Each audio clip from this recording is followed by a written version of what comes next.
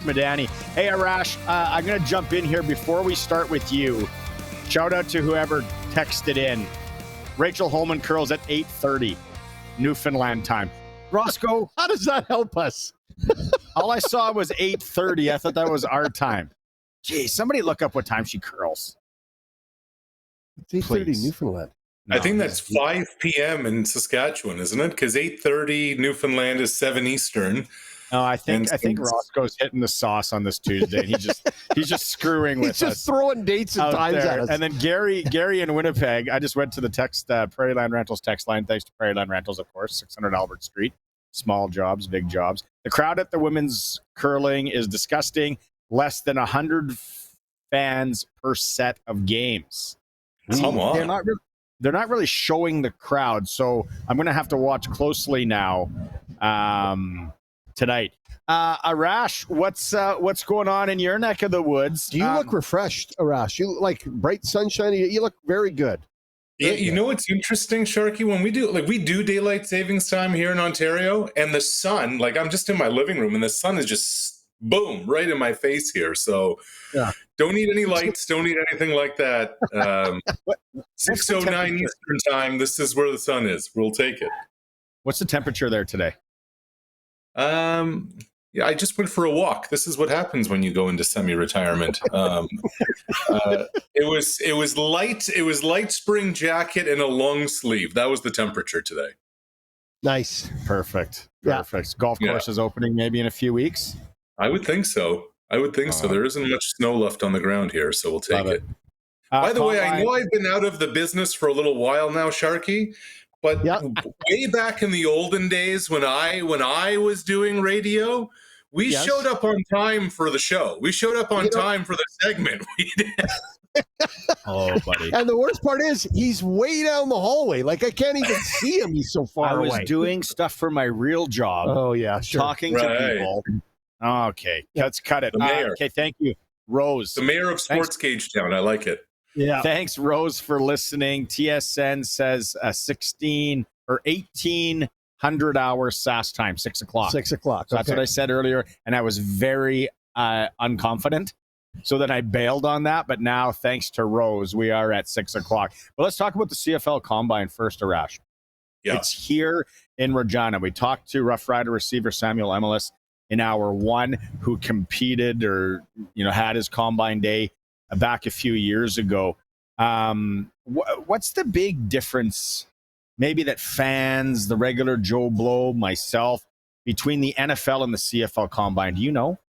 Well, I mean, there's a few things. I mean, so for the NFL, if you're going to be a first-round pick, what happens at the Combine is a very little relevance, like how fast you run the 40 or how many times you lift the bar or any of those drills. And not many of the first-round picks are doing one-on-ones anymore. So what matters for an NFL guy going in is the meetings that they have with the teams and your medical.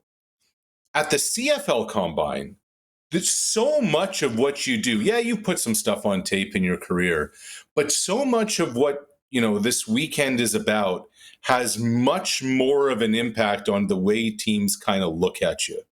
And the day that matters the most is the one-on-ones, head-to-head competition. The number of times you may lift the bar, okay, somebody may kind of catch their eye. Holy smokes, they lifted 225 30 times or whatever, or how fast you're on your 40. But guys, the one-on-ones, on-field stuff, head-to-head, makes a real impact on the way teams look at some of these prospects. Is that because it's sort of a best on best or draft pick versus draft pick, if you will, rather than the regular season? Yeah, I think it's part of it, Sharky. The other thing is the underwear Olympics don't really do anything for you. You can run as fast as you can. You can lift the bar as many times as possible, but that doesn't make you a football player.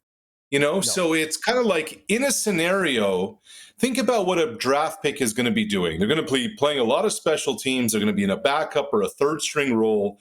If they're going to emerge, it's going to be in a pinch where they really need them in unfamiliar territory. Can you then right away adapt, develop, do? It's one thing, and the best on best thing is a big part of this, because when you're playing at the U Sports level, there are a lot of players on that field whose last game ever of organized football is going to be there. Yep. So, now you get a chance to go up against much better competition, and this is your audition.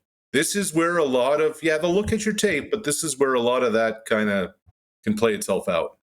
Okay, what are we looking at? How many quarterbacks? Do we know quarterbacks? Have you looked into how many quarterbacks are coming to this? 3.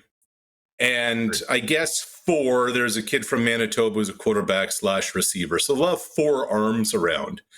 But fellas, Taylor Elgersma's not one of them. No. There's a belief that there's a chance, like this is not reporting, but just around football circles, some people think there's a chance that Elgersma may end up being a 6th or 7th round pick in the NFL, may end up becoming a compensatory pick because of his size, because of the arm strength, because of the size of his hands. Remember the whole Joe Burrow controversy from 4 or 5 years ago. And there's nothing for Elgersma to gain by showing up to this combine this weekend. That's what I was just going to ask you. Yeah. Okay, so that, I guess now, the one guy I'm interested in, again, very few of these players are household names, so to speak. The Laval QB. There are 2. The Laval QB, Arnaud Desjardins. That's the guy. In the Vanier Cup, he started something like 15 of 15, 16 of 16. And again, that's one game and it's a sample size of whatever. But he's a good decision maker. He's a good processor. He's not going to force something that isn't there. Jonathan Senecal from Montreal. He's somebody who's won, championships before. But Desjardins is a big frame, big body, a guy who can make throws downfield, and a really good decision maker. Look, we're always talking about the Canadian quarterback. I'm just interested if he's going to kind of raise some eyebrows and turn some heads this week when he's in front of all those talent evaluators. I think that's going to be a really interesting part of this thing. The Rams had him here. Yeah, I know. Mosaic. They had him rattled. Yeah. Couldn't finish him. Are any internationals coming to this? I think I saw 4 global names, predominantly wide receiver. I think there's 1 defensive back on the list as well. We're so used to seeing globals being punters and kickers. They're bringing some of the skilled guys over here too. So I thought there would be more, to be honest with you. But that's on the list so far anyway. Okay, so now the next biggest thing happening in sports right now is March Madness. I have no idea. I have no idea what's going on other than it's college basketball in the U.S. I do not follow it at all. And Florida's good. Yeah, Florida's good. So I've heard. Florida's a team to pick. Tell me what's going on at March Madness. So Sharky, I think where that puts you is at approximately 96% of the public who's going to fill out a bracket, who doesn't know anything about what's going on, but they're going to throw down $5, $10, $20, fill out a bracket, office pool with their friends online, whatever, and go through it. Guys, I remember in university, North Carolina was like an 8 seed one year. And my buddy's girlfriend at the time, God bless her, Jacqueline had an aunt named Caroline, so she picked the Tar Heels to win it all. And wouldn't you know it, the 8 seed Carolina Tar Heels were national champions, and Jacqueline won the pool. So, it's the Al Michaels line. Nobody knows anything. Everybody knows nothing. The best team doesn't always win. The number 1 overall seed in the tournament is Auburn. The best team probably is Florida. To me, Houston's very dangerous. But it's called March Madness for a reason, for many reasons. And it's crazy. Is there a name? Is there a name of anybody that we should be worried about or knowing about in this? Because used to be, now everyone's like a one and done. Yeah. And that's what's so interesting, guys, is that I think this is part of the reason why it's so up for grabs. There's no programs anymore. It's whatever team can assemble the best group of guys for a year, and away you go. And I think part of the allure of this whole thing is not just because it's brackets, and I think that plays a big part. It's that they're all 18, 19, 20-year-old kids. Like, it's erratic. Their heartbeat is all over the place. It's loose balls all over. Like, there's no structure. There's no professionalism when coming down to the dying seconds. And that's what kind of leads to these crazy finishes. Okay, let's regroup on Thursday about March Madness, because again, I got like 4 brackets sent to me today, and I'm like, oh, what do I? Yeah, I don't know. Is how can I take Round Lake and Kennington? Houston, keep your eye on Houston. I just like the Cougs. Okay, Aaron Rodgers. I keep waking up every day being like, okay, does he play? So where's the dominoes are going to fall? What do we know there?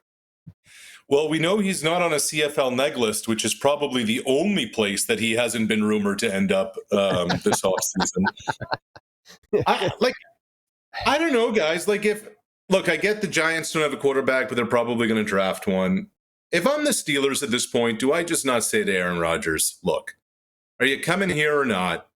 And then we're just going to go with Russell Wilson if this isn't going to happen. Like, at some point here, teams have got to move forward. I get there's no deadline, right? The deadline's really the draft, which is another 5+ weeks away. But he's a 1-year player for you. And I just, you want to do your due diligence. I get all of that. But doesn't it feel at this point, I don't know about you guys, like it almost feels like a charade at this point that he's got going on. What it does, it's a bit of an attention-seeking exercise in my books, right? That what he's doing, but is he which really is very on brand, Sharky? Yeah, it is. But is he really an upgrade from Russell Wilson? It's a good question. I think here's the thing: if I'm Pittsburgh, like I believe in continuity, and I just think year 2 in the same offense with an upgraded offensive line and a better receiving core, bringing in DK Metcalf. I think you can get more out of Russell Wilson. Remember, Justin Fields started the first, 4, 5, 6 games for the Steelers? Exactly. Yeah. It wasn't until they lost to Dallas, I want to say about a month into the season, that they finally went with Russ. And Russ is younger. He's a little more dynamic. His body's in much better shape. Rodgers just looks like a guy who, coming off the Achilles, just can't really move anymore. I don't know, but then Russ kind of got chubby in Denver, looked out of shape, and I don't know. I don't know what's going on there. I'm very curious. Okay, let's end it with this. I got a note here that you want to take a shot at me. Someone retired that's going to throw a dagger at old Barney. Oh, what's the dagger here? Brandon Graham. Yes. Oh, Brandon Graham. Okay, so for those of you watching on the stream, this is the Super Bowl in 2017 when the Eagles beat the Patriots. Brandon Graham strip sack of Tom Brady. Yep. Eagles up 38-33 with just over 2 minutes to go. Made the defining play to win the Super Bowl. But guys, like, it's 2025. Brandon Graham played all 15 years of his NFL career with one franchise and comes back from a torn pec to play in the Super Bowl and made an impact this year when they won their second title. I don't know. Yeah. Outside of quarterback, I don't think we will see another professional football player ever play 15 years for the same franchise. I think Brandon Graham may be the last one to do it, and what a way to go out. Colson, write it down in the book. Yeah.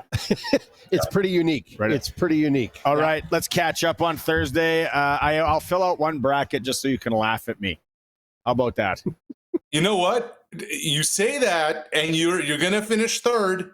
You're going to end up getting like the $50 booby prize, the bronze medalist. Jacqueline, give me the names of your other aunties. Yeah. Or grandmas or whatever. I'm taking them. All right, buddy. Thanks so much. Talk to you again. See you, boys. You got it. Coast to Coast with Arash Madani for Brian Gawley, Smart Investing Solutions. We'll go to break. We come back. We got Pat's associate coach standing by, Ryan Smith. It's the Sports Cage live from Canada's Farm Show, the home of the Pats, 620 CKRM.